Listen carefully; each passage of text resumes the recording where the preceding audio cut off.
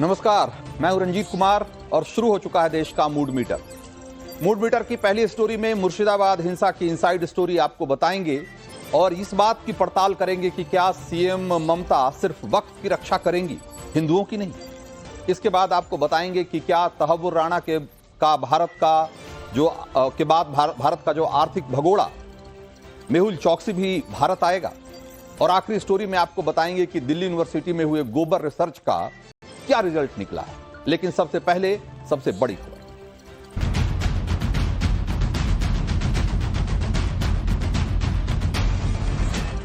तो क्या ममता दीदी के राज में हिंदू होना गुनाह है?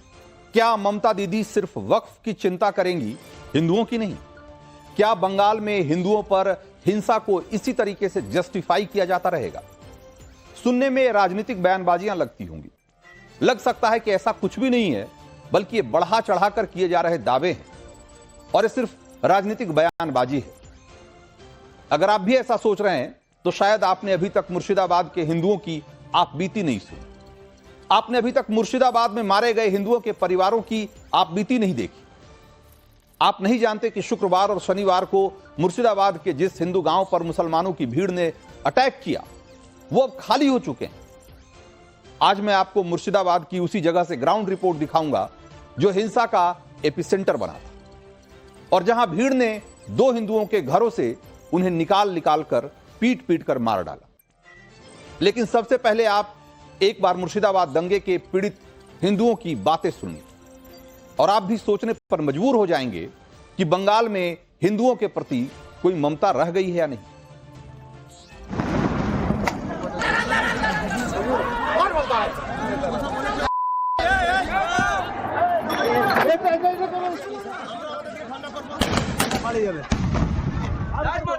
पश्चिम बंगाल में जन्म लिया है, हिंदू होकर जन्म लिया, ये पाप कर दिया है। बस हिंदू होना हमारे लिए पाप है, अभिशाप है, इसलिए हमारा इतना क्षति हो रहा है। लग रहा था हम मर ही जाएंगे वहाँ पे। पहले का मुस्लिम का दुकान है, नहीं तो कुछ किया, और वहाँ पे हिंदू का दुकान है, उसके बगल में ही तो उसको लूटो।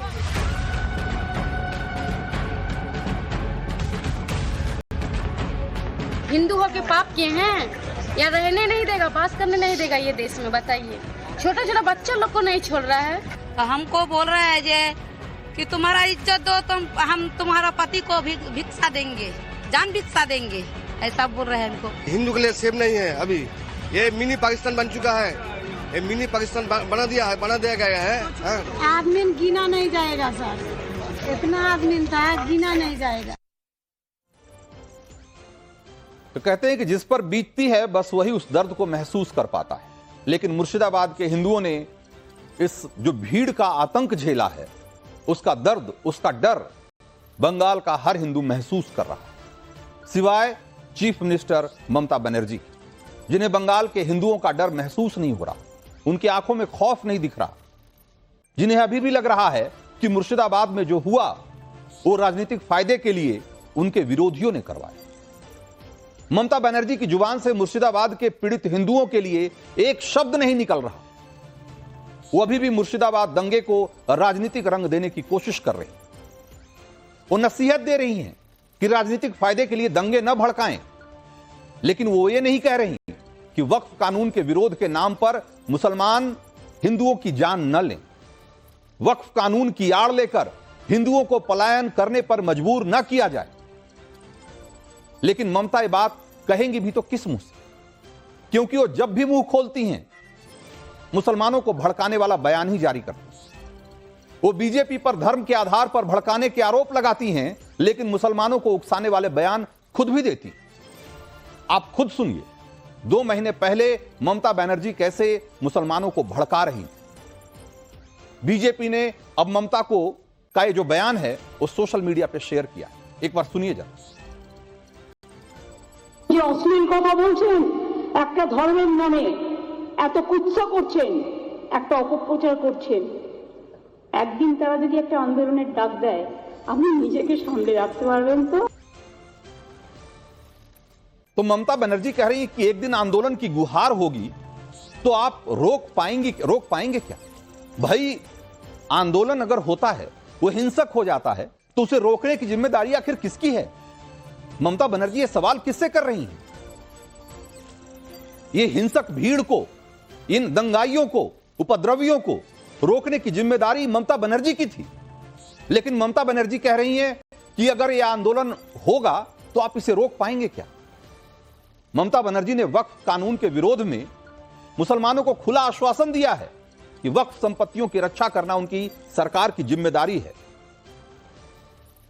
लेकिन वही ममता बनर्जी जो मुसलमानों को भरोसा दिया कि उनकी वक्फ को कोई हाथ नहीं लगा पाएगा, क्या उन्होंने यह कहा कि उनके राज्य में किसी भी आदमी को, किसी भी निर्दोष आदमी को किसी भी तरीके से वो हिंसा का शिकार नहीं होगा, उसके साथ जोर ज्यादती नहीं होगी, जुल्म नहीं होगा, यह उनकी जिम्मेदारी है? यह नहीं कहा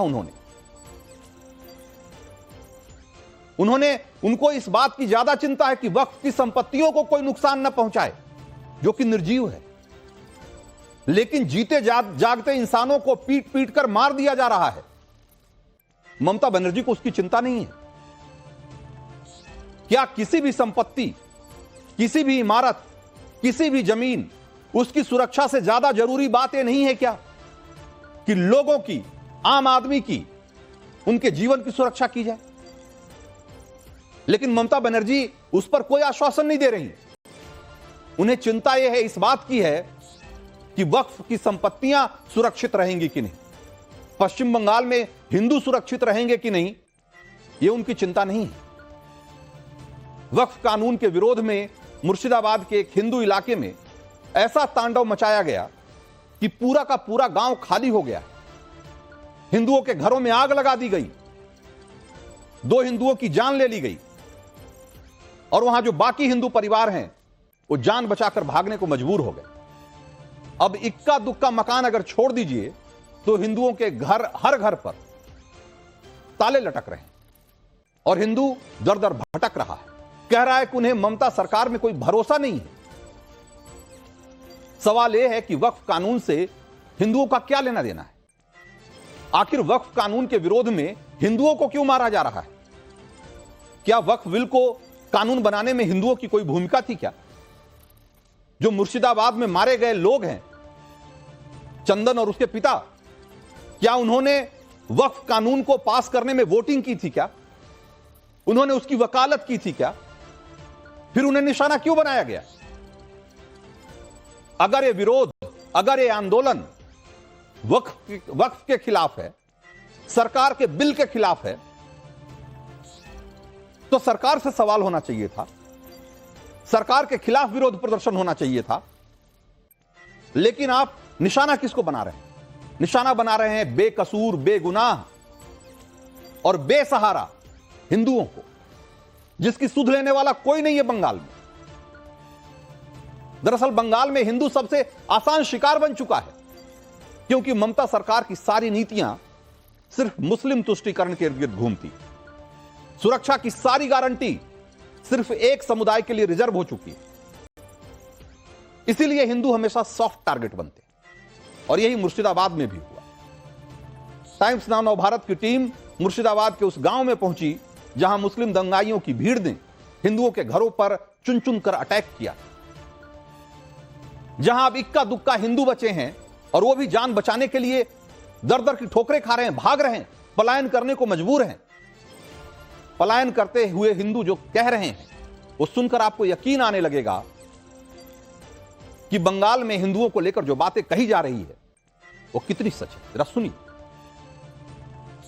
जो बचे कुछ लोग हैं वो देखिए अपना पूरा का पूरा सामान लेकर जो है वो सुरक्षित स्थानों पर जा रहे हैं। दादा, क्या जान बचाने के लिए अब यहाँ से निकलना पड़ रहा है? क्या परिस्थिति है?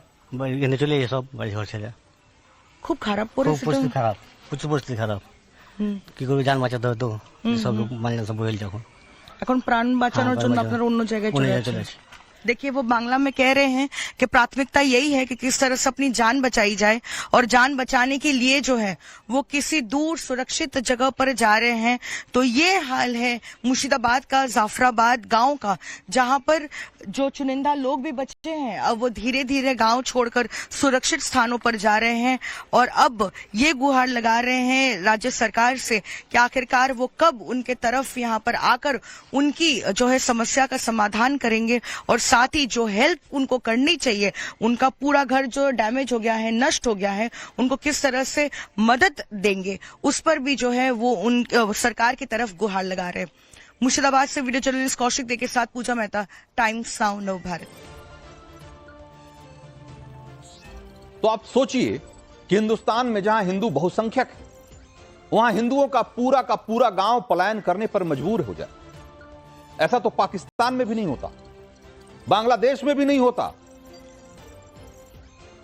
और अभी वो पश्चिम बंगाल में हो रहा है, जहां के हिंदू गुहार लगा रहे हैं कि उनकी जान बचाई जाए। लेकिन यहां तो बंगाल का हिंदू कह रहा है कि ममता राज में बंगाल मिनी पाकिस्तान बन गया है। लेकिन जब सरकार मुस्लिम तुष्टीकरण की अपनी राजनीति को ही अपना राजधर्म बना ले, तो फिर बंगाल का हिंदू उम्मीद किससे करे? लेकिन फिर भी अगर कोई ममता सरकार से कोई उम्मीद लगाए बैठा है, तो ये जरा सुन ले कि ममता सरकार के मंत्री फिरहाद हाकिम क्या कह रहे हैं, और उसके बाद आपको ये पता लग जाएगा कि बंगाल के हिंदू क्यों बेसहारा कहे जा रहे हैं। ऐसा कोई बात नहीं है, यहां पर ऐसा कोई परिस्थिति नहीं है। बंगाल से बंगाल में ही जा रहे हैं, तो बंगाल सुरक्षित है बोल के देख जाएगा, सारी जगह जा रहे हैं, सब ठीक है। एक घटना घट गई है, उसको लेके ऐसा कुछ नहीं होना चाहिए। मतलब बेशर्मी देख रहे हैं आप। कह रहे हैं कि बंगाल का हिंदू पलायन करके भी बंगाल ही में तो जा रहा है, इसलिए डरने की क्या बात है, इसमें मुद्दा बनाने की क्या बात है।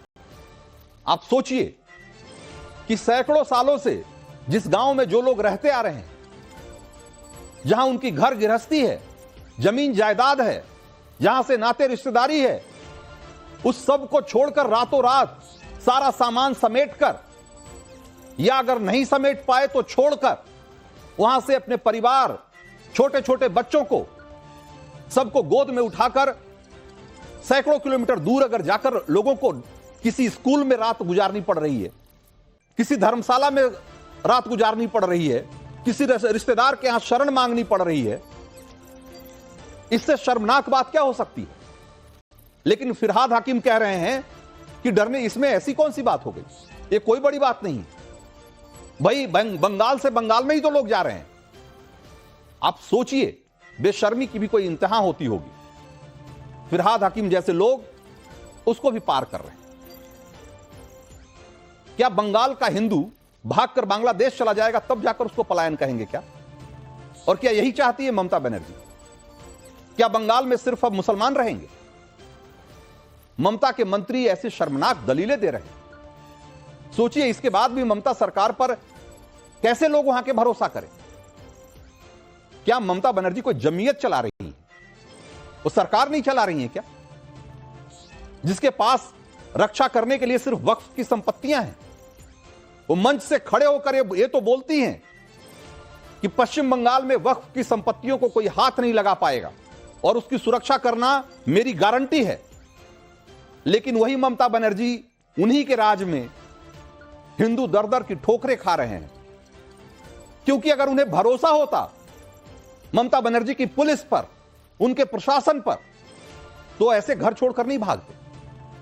बात एक इंसिडेंट की नहीं है, लोगों का डर, लोगों का पलायन ये बताता है कि सरकार और सरकारी सुरक्षा से उनका भरोसा उठ चुका है।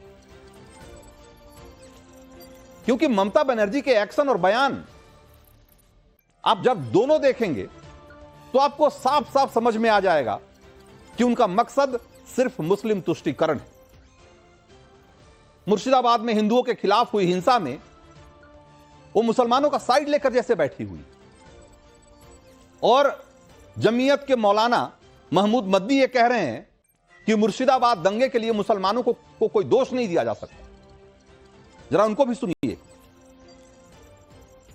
ये जो सवाल आप मुझसे कर रहे हैं ना, ये सवाल आपको होम मिनिस्टर से करना चाहिए, देश के होम मिनिस्टर से सवाल करना चाहिए। क्यों मुर्शिदाबाद जल रहा है, कौन रिस्पॉन्सिबल है इसके लिए? मुसलमान को, इसके लिए भी मुसलमान को रिस्पॉन्सिबल बना देंगे आप? मतलब हद दर्जे की बेशर्मी। मुर्शिदाबाद में जो हुआ उसका सवाल, वो सवाल वहां की सरकार से नहीं पूछा जाए, लॉ एंड ऑर्डर, कानून व्यवस्था राज्य सरकारों की जिम्मेदारी होती है। लेकिन मदनी कह रहे हैं कि आप ये सवाल ममता बनर्जी से मत पूछिए, यह सवाल अमित शाह से पूछिए, गृह मंत्री से पूछिए, जबकि वहां की कानून व्यवस्था संभालना वहां की सरकार, ममता बनर्जी की सरकार की जिम्मेदारी। लेकिन मदनी ममता बनर्जी का नाम नहीं ले रहे, उन पर सवाल नहीं उठा रहे। कैसे उठाएंगे? एक ही थाली के चट्टे बट्टे हैं, कैसे सवाल उठाएंगे? और दूसरी बात है, क्यों कह रहे कि क्या इसके लिए भी आप मुसलमानों को जिम्मेदार ठहरा देंगे? अगर इसके लिए मुसलमान जिम्मेदार नहीं है तो क्या मंगल ग्रह से आकर लोगों ने एक किया? आप सुनकर हैरान रह जाएंगे जो मदनी कह रहे हैं। लेकिन अगर मुसलमान दोषी नहीं तो कौन दोषी है, यह ममता बनर्जी को बताना चाहिए। अगर मदनी ये कह रहे हैं कि इसके लिए मुसलमान दोषी नहीं है, तो ममता बनर्जी को बताना चाहिए कि क्या जिस हिंदू परिवार के पिता और बेटे को बेरहमी से मार डाला गया, क्या वो दोषी है उसके लिए कि उन्होंने अपनी जान खुद दे दी भीड़ के सामने आकर? उत्पाती और दंगाई भीड़ के सामने आकर उन्होंने अपनी जान खुद दे दी। क्या जिन हिंदू परिवारों के घर तोड़ दिए गए, जला दिए गए, क्या वो इसके लिए दोषी हैं? क्या जो हिंदू परिवार जान बचाकर पलायन कर रहे हैं, भाग रहे हैं, क्या वो खुद इसके लिए दोषी हैं? क्या हिंदुओं ने खुद अपने घरों में आग लगा दी? क्या हिंदुओं ने खुद अपने घर तोड़ डाले? क्या हिंदुओं ने खुद अपनी जान ले ली? क्या ये कहना चाहते हैं कि ममता बनर्जी और उनके मंत्री जो बयान दे रहे हैं उसका मतलब क्या है? आखिर मुस्लिम दंगाइयों को बचाने के लिए किस हद तक लोग गिरेंगे? जो कह रहे हैं कि मुर्शिदाबाद दंगे के लिए गृह मंत्री अमित शाह जिम्मेदार हैं, अरे ये क्या बात हुई भाई? गृह मंत्रालय ने तो बीएसएफ को तुरंत हिंदुओं की रक्षा के लिए वहां तैनात किया, वरना पता नहीं और क्या हो जाता। बंगाल की मुख्यमंत्री ममता बनर्जी हैं, अमित शाह नहीं है। बंगाल की पुलिस ममता बनर्जी के ऑर्डर को फॉलो करती है, अमित शाह के ऑर्डर को नहीं। और मुर्शिदाबाद में जो हुआ उसमें तो बंगाल पुलिस की भूमिका पर भी सवालिया निशान है। जब मुसलमानों की भीड़ हिंदुओं के घरों में तोड़फोड़ मचा रही थी, तब पुलिस कहां थी? जब उग्र मुसलमानों की भीड़ हिंदू गांवों में पत्थर और बम फेंक रही थी, तब पुलिस कहां थी? जब हिंदुओं की दुकानों में आग लगाए जा रहे थे, तब पुलिस कहां थी? जब मुस्लिम दंगाइयों ने लोगों को घरों से निकाल कर उन्हें पीट पीट कर मार डाला, तब पुलिस कहां थी? सवाल तो यह उठाना चाहिए कि क्या मुर्शिदाबाद में पुलिस ममता सरकार के ऑर्डर को फॉलो कर रही थी? क्योंकि आप देखिए कि जब धुलिया के जफराबाद में मुसलमानों की भीड़ हिंदुओं के घरों पर अटैक कर रही थी, पिता और बेटे को घसीट कर पीट रही थी, तो पुलिस कहीं नहीं थी। टाइम्स नाउ भारत की टीम ने जब दंगे में मार डाले गए पिता और बेटे के परिवार से बात की, तो उन्होंने भी यही कहा कि पुलिस होती तो शायद जान बच जाती। उन्होंने पुलिस को बार बार कॉल किया, पर कोई बचाने नहीं आया। आप देखिए हिंसा का एक एपिसेंटर, जहां से कि हमारी ग्राउंड रिपोर्ट है, उसको जरा गौर से सुनिए। एक और घर पर ताला है। यहाँ पर घर वाले जो है, ये हिंदू परिवार घर छोड़कर जा चुका है, और उसके बाद एक और परिवार देखिए यहाँ पर भी है जो ताला लगाकर इस कमरे को छोड़कर जा चुका है। देखिए यहाँ पर भी किस तरह से ताला लगा हुआ है। और जैसे जैसे आगे बढ़ते हैं हम देख रहे हैं कि इस घर पर जो है कोई भी नहीं है। लेकिन हम आपको एक तस्वीर और भी दिखाना चाहते हैं कि जैसे जैसे हम इस गांव में बढ़ रहे हैं, देख रहे हैं कि चारों तरफ लोग अपने घरों को छोड़कर इस दहशत में जो है वो जा चुके हैं। यहाँ पर भी एक घर है जिसमें ताला लगा हुआ है। ये वही घर है जहाँ पर उसी परिवार के पिता और बेटे को जो है उनकी हत्या कर दी गई। और आपको बताते हैं कि इस घर की हम तस्वीरें दिखा रहे हैं कि क्या परिस्थिति है अभी। आप देखिए यहाँ पर पथराव के निशान हैं, और पथराव इस तरह से किया गया क्योंकि यहाँ पर ऐसा लग रहा है कि लूट के जो है इंटेंशन से यहाँ पहुंचे थे, और इस घर पर लगातार जो है अटैक हो रहा था और इस दरवाजे को तोड़ने की कोशिश हो रही थी। और वो जो पिता है वो इस दरवाजे के पीछे ही खड़े थे और वो कोशिश कर रहे थे कि वो अंदर दाखिल ना हो और जो है वो दरवाजा ना तोड़ सके, लेकिन क्योंकि वो बेहद कोशिश करते रहे कि वो लूट नहीं होने देंगे और ऐसे में उन्होंने ये दरवाजा तोड़ दिया, अंदर दाखिल हुए, पिता को बाहर लेकर गए और उसके बाद जब बेटा आया पिता को बचाने के लिए तब उसकी भी जो है हत्या कर दी गई। आप देखिए इस घर का क्या मंजर है, लूट मचाई गई और साथ ही जो है इस पिता और बेटे की हत्या भी कर दी गई। কি হবে তো ওরাই সব এলো, সব দুবার তিনবার চলে গেল, পুলিশ এলো তো এরকম এই ঘটনা ঘটতুক না, পুলিশ তো এলো না, দুবারের বেলায় তখন চলে যায়, তিনবারের বেলায় কেটে গেল, তো আমরা কাকে লিয়ে থাকবো, কি করে বেঁচবো? পুলিশ এলো তো এই ঘটনা হতুক না, তোমরা যেগুলা করতে এসেছো তো আমাদের কি কেউ হয়েছে পাশে দাঁড়াইলো? পুলিশও তো এলো না 3 ঘন্টা ধরে, কেমন করে হবে? ওরা কি লুট করার জন্য ভেতরে ঢোকার চেষ্টা করছিল আর উনি আটকানোর চেষ্টা করছিলেন তখন কি? না, ওরাও তো ইট পাথর ঝাড়ছে, সাবল দিয়ে দুয়ার ভেঙছে, ওইলাই করছে। তখন আপনারা কোথায় ছিলেন? এই তো এখানে বাড়িতে। এখানে? হ্যাঁ। সমস্ত কিছু আপনার সামনে হলো? হ্যাঁ, টেনে লিয়া গেল দেহ তো কোপাইলে 2 বাপ বেটাকে। কতজন ছিল? মেলাই জন ছিল, একটা আড্ডা নয়, সব মুখে ঢেকে ঢেকে আছে, মুখে চিনা যায় না কাউকে। क्योंकि सोचिए कि मुर्शिदाबाद में एक कातिल भीड़ ने जब हिंदुओं पर अटैक किया तो पुलिस बचाने तक नहीं आई। वक्फ कानून के हक में खड़े होकर मुसलमानों को भड़काने वाली ममता बनर्जी से आज वहां के हिंदू सवाल कर रहे हैं कि उनके साथ जो हुआ उसका इंसाफ उसे कौन देगा। लेकिन इस सवाल पर ममता बनर्जी और उनकी पूरी सरकार में वैसा ही सन्नाटा पसरा हुआ है जैसा जफराबाद गांव में फैला हुआ है। जबकि मुर्शिदाबाद दंगे के लिए तृणमूल कांग्रेस की मंशा पर बड़े सवालिया निशान है। मुर्शिदाबाद में 66% से ज्यादा मुस्लिम आबादी और सांसद से लेकर सरपंच तक हर पद पर टीएमसी का कब्जा है। एक भी ऐसा प्रतिनिधि का पद नहीं है, जनप्रतिनिधि का एक भी ऐसा पद नहीं है जिस पर कि किसी दूसरी पार्टी का कोई व्यक्ति बैठा हो। मुर्शिदाबाद के सभी 3 सांसद टीएमसी के हैं। मुर्शिदाबाद इलाके में 22 विधानसभा सीटें हैं, इनमें से 20 पर टीएमसी के विधायक हैं। और जिस उत्तरी मुर्शिदाबाद इलाके में दंगे हुए और हिंदुओं पर हमले हुए, इस इलाके के सभी विधायक टीएमसी के। इस इलाके की 8 में से 7 नगर पालिकाओं पर टीएमसी का कब्जा है। सभी 26 पंचायत समितियां, सभी की सभी 26 पंचायत समितियां सभी टीएमसी के नियंत्रण में। यानी मुर्शिदाबाद में टीएमसी इतने भारी बहुमत और नियंत्रण में है, इसके बावजूद वो दंगे भड़काने का आरोप बीजेपी पर लगा रही। ममता बनर्जी कह रही है कि बीजेपी राजनीतिक दंगे करवा रही है। अरे भाई, जब पूरे मुर्शिदाबाद में बीजेपी का कोई आधार ही नहीं है और पूरे के पूरे मुर्शिदाबाद पर टीएमसी का कंट्रोल है, तो दंगे भड़काने का आरोप अगर लगेगा तो किस पे लगेगा? और जिस तरह से टीएमसी में मुसलमानों को भड़काने की होड़ मची हुई है, वो क्या किसी से छिपी हुई है?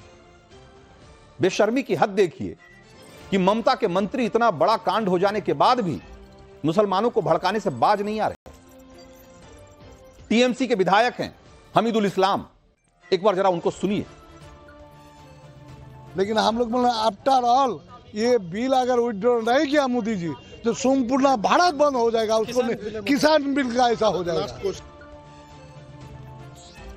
तो जैसा राजा वैसी प्रजा। जब ममता बनर्जी ही खुलकर मुसलमानों के हक में आ गई और हिंदुओं की सुरक्षा से कन्नी काट रही हैं, तो उनके मंत्री भी वही जुबान बोलेंगे। ममता का जो ऑर्डर होगा वही फॉलो करेंगे। और ये वही ममता बनर्जी है जो मुसलमानों के जुलूस के लिए पलक पावड़े बिछा देती, पुलिस वालों की फौज सड़कों पर उतार देती है। लेकिन जब हिंदू जुलूस की बात हो तो उसे रुकवाने के लिए कोर्ट तक चली जाती। तो कहते हैं ना कि जब सैया भय कोतवाल तो डर काहे का। बंगाल का मुसलमान सरकारी संरक्षण में हिंदुओं पर अटैक कर रहा है, तो इसकी जिम्मेदारी ममता सरकार की तो बनती ही है ना। बीजेपी के शुभेंदु अधिकारी क्या आरोप लगा रहे हैं, एक बार जरा उनको भी सुनो। लोग लाठी लेकर, तलवार लेकर, बम लेकर वो रोड में ब्लॉकेट करेगा, क्या होगा? और यहाँ का पुलिस तो टीएमसी का कैडर है, फुल कैडर है। इतना बड़ा स्टेट, 11 करोड़ आबादी, परमानेंट डीजी नहीं है। 16 तारीख को इमामों के साथ में बैठक करने जा रही है मुख्यमंत्री, इमामों के साथ में बिरयानी खाना खिलाने के लिए। वो लोग बहुत अच्छा काम कर दिया मुर्शिदाबाद में, हिंदू नरसंहार कर दिया, और मुथाबड़ी में हिंदू शॉप और हिंदू घर लूट लिया ना। इसलिए धन्यवाद ज्ञापन मीटिंग होगा और फिराद हाकिम उन्होंने बिरयानी डिस्ट्रीब्यूट करेगा।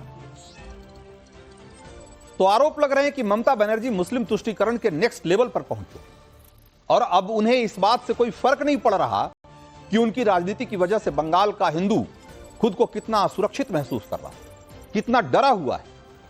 ममता बनर्जी का पूरा फोकस इस बात पर है कि वक्फ कानून के नाम पर कैसे मुस्लिम वोट बटोरा जाए। आज पीएम मोदी ने इसी पॉलिटिक्स पर जबरदस्त हमला बोला। वक्फ कानून के खिलाफ मुसलमानों को भड़काने वाली पार्टियों की पूरी पॉलिटिक्स का मोदी ने कैसे पर्दाफाश किया, एक बार जरा वो भी सुनो। वक्फ के नाम पर लाखों हेक्टेयर जमीन पूरे देश में है। इस जमीन, इस प्रॉपर्टी से गरीब का, बेसहारा महिलाओं बच्चों का भला होना चाहिए था। और आज ईमानदारी से उसका उपयोग हुआ होता तो मेरे मुसलमान नौजवानों को साइकिल के पंक्चर बना करके जिंदगी नहीं गुजारनी पड़ती। लेकिन इससे मुट्ठी भर भू माफिया का कोई भला हुआ। वक्फ कानून में बदलाव के बाद अब ये गरीबों से जो लूटा जा रहा है वो बंद होने वाला है।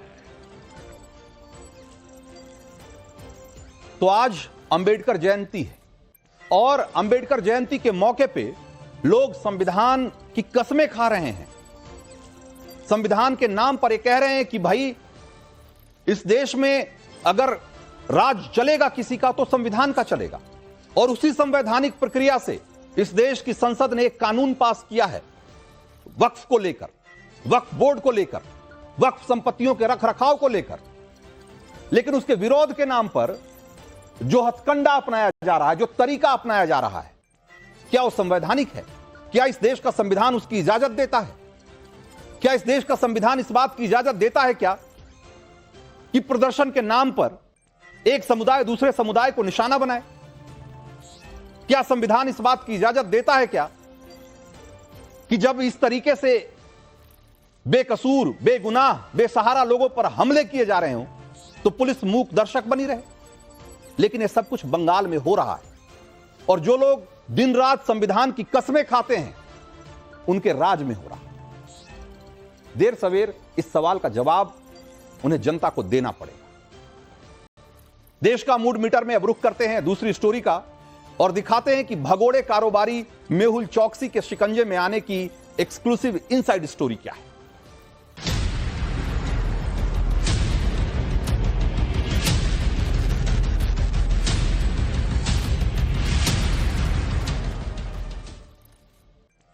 तो भारत को करीब 14,000 करोड़ रुपए की चपत लगाने वाला भगोड़ा हीरा कारोबारी मेहुल चौकसी पकड़ लिया गया है और वो इस वक्त यूरोप के देश बेल्जियम की एक जेल में कैद है।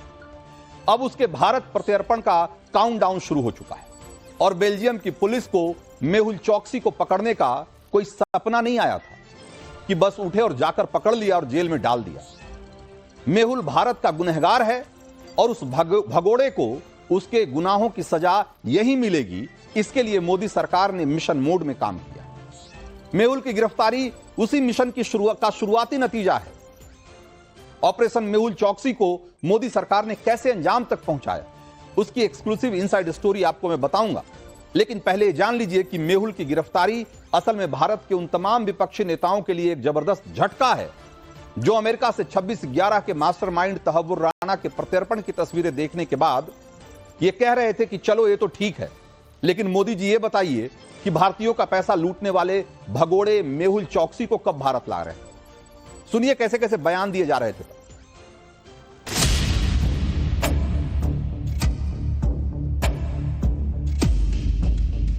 मेहुल चौकसी कब आएगी? आपने दाऊद इब्राहिम छोटा शकील को भी हिंदुस्तान में घसीट कर लाने की बात की थी बीजेपी ने। ये सब कब आएगी?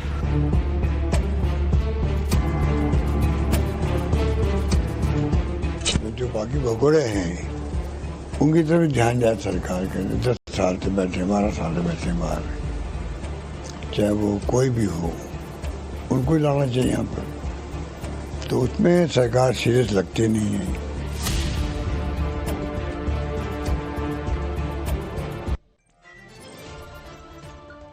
तो लिस्ट लंबी है। कांग्रेस के उदित राज से लेकर उद्धव ठाकरे के शिवसेना तक सभी राणा की गिरफ्तारी के बाद चौकसी वाला गीत गा रहे थे।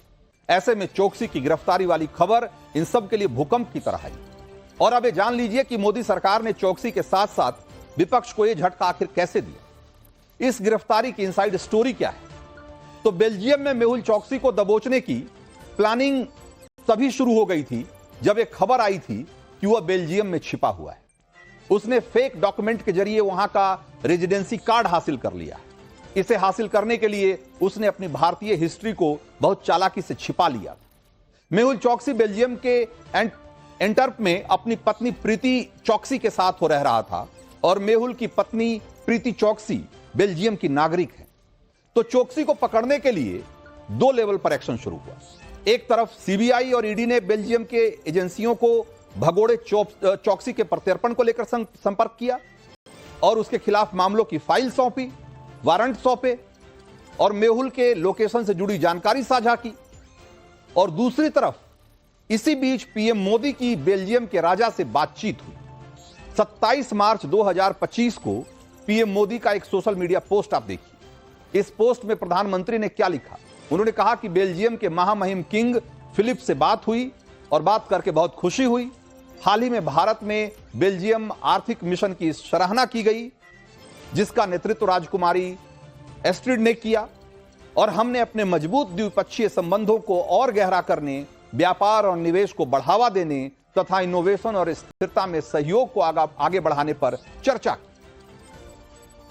कहा जा रहा है कि मोदी और बेल्जियम के किंग की इसी बातचीत में मेहुल चौकसी का भी मुद्दा उठा था और इसी बातचीत के बाद चौकसी पर एक्शन का काउंटडाउन शुरू हो गया।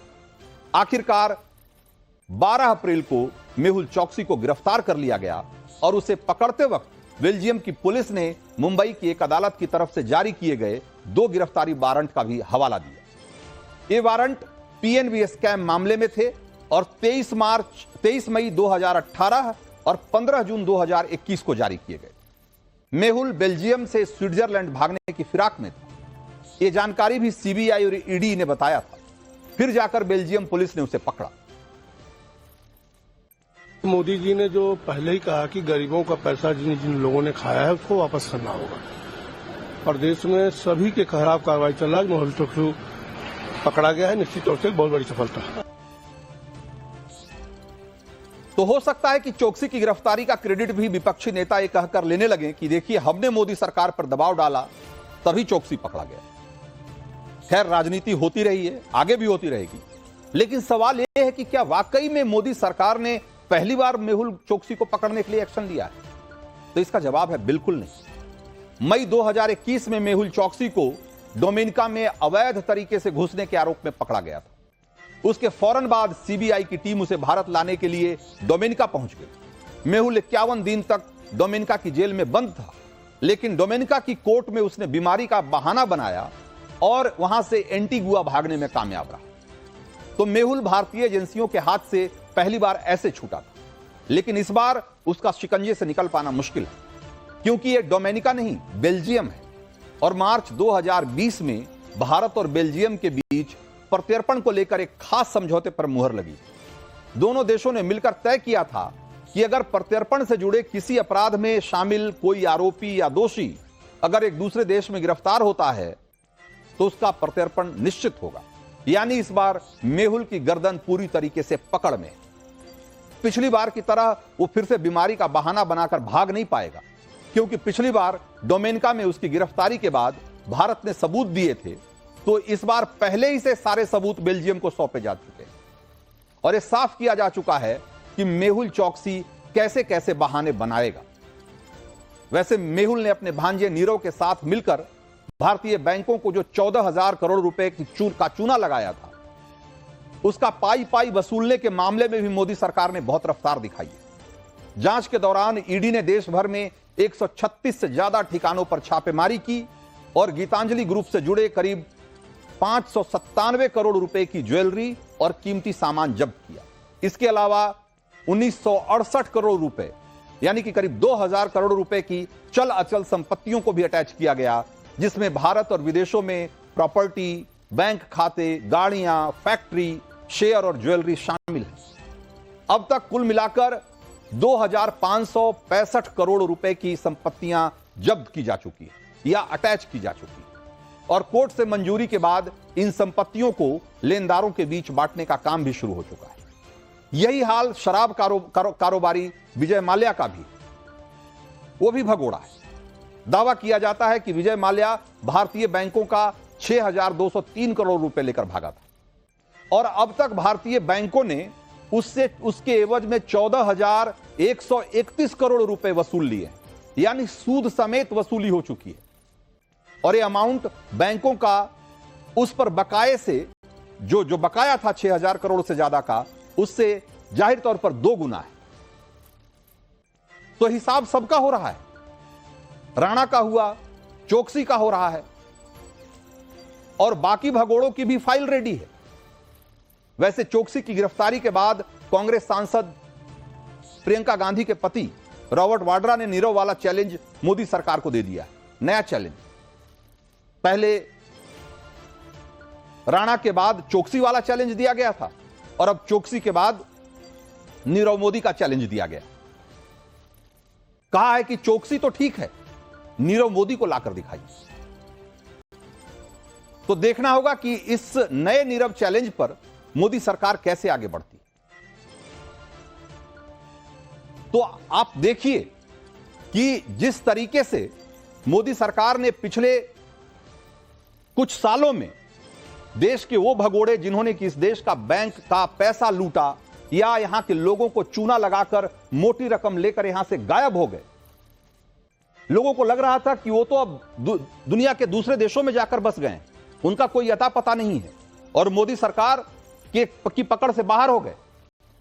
लेकिन आप देखिए कि जिस तरीके से एक एक करके पहले तो इनकी सारी संपत्तियां, इनकी सारी जायदाद यहां जब्त की गई, खोज कर इनके सारे ठिकानों पर छापेमारी करके इनकी दौलत अटैच की गई और उसके जरिए उन्होंने जो गबन किया था, जो बैंकों को चूना लगाया था, पहले तो उसकी रिकवरी की गई।